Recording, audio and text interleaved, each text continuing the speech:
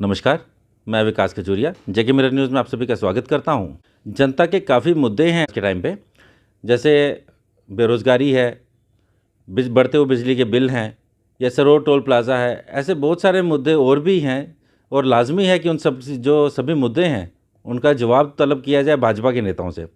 इसी पे बात करने के लिए आज हमारे पास हैं भारतीय जनता युवा मोर्चा के प्रदेश के प्रवक्ता आदिल मनहास जी। आदिल जी, जेके मिरर न्यूज़ में आपका स्वागत है। जी बहुत बहुत शुक्रिया विकास जी आपका।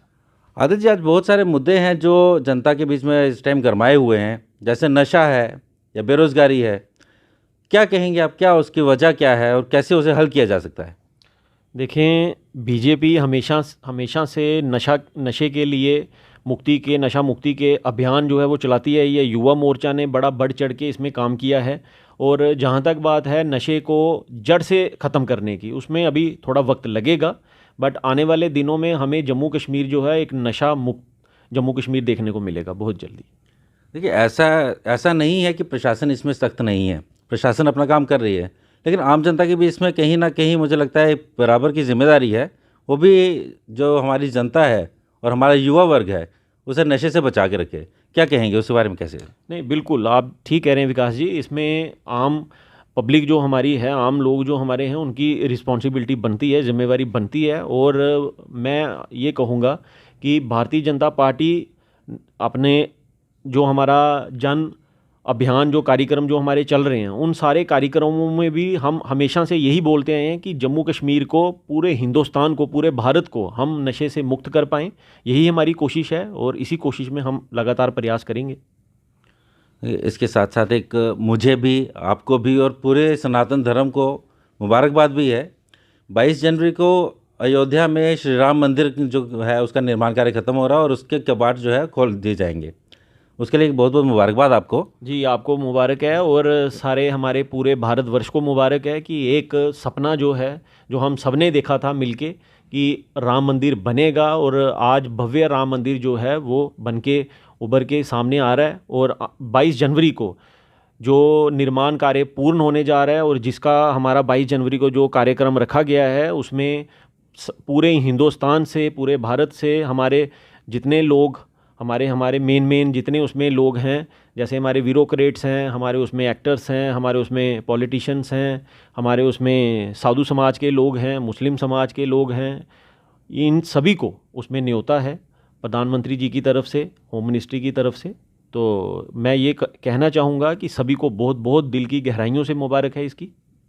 देखिए, 22 जनवरी के दिन के लिए पूरे जम्मू कश्मीर, पूरे भारतवर्ष में ऐसा ऐलान किया गया है कि सब लोग अपने अपने घरों में दिवाली की तरह उस दिन को मनाएं। क्या कहेंगे?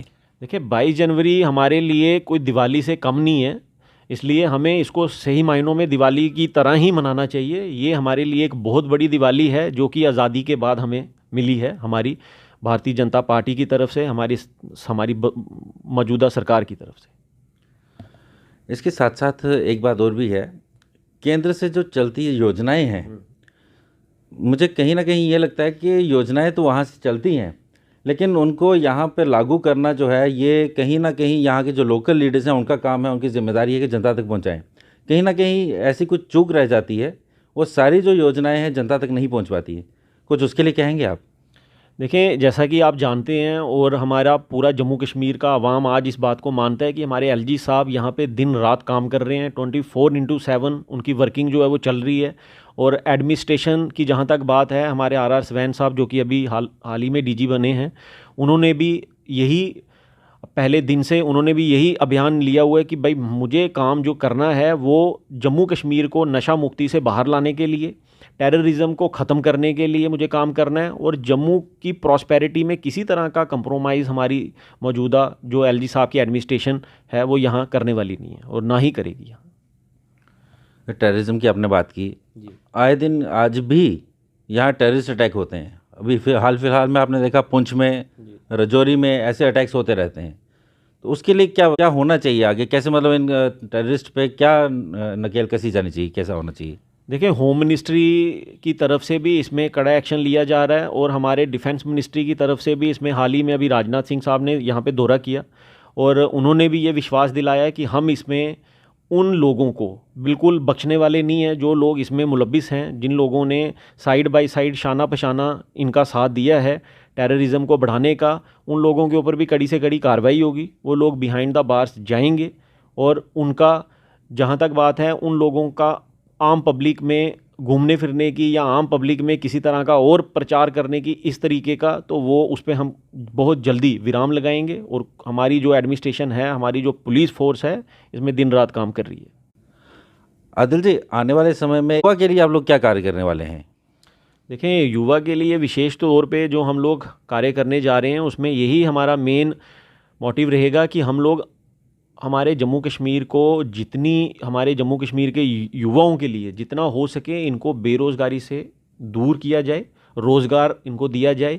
और उसके लिए ऑलरेडी हमारी सेंट्रल गवर्नमेंट की तरफ से जो पॉलिसीज़ चलाई जा रही हैं, जितने डेवलपमेंट के प्रोजेक्ट्स यहाँ पे आ रहे हैं, जैसे हम रोड की बात करें, फ्लाईओवर्स की बात करें, टनल्स की बात करें, 4 लेनिंग की बात करें, 6 लेनिंग की बात करें, एक्सप्रेस वे की बात करें, और भी इस तरह से हमारे जो मल्टीपल प्रोजेक्ट्स इस टाइम पे जिनका काम ज़ोरों शोरों से चल रहा है, तो इसमें मैं ये समझता हूँ और हमारी भारतीय जनता युवा मोर्चा की तरफ से भी यही संदेश रहेगा कि यूथ को बढ़ चढ़ के इसमें सहयोग भी करना चाहिए।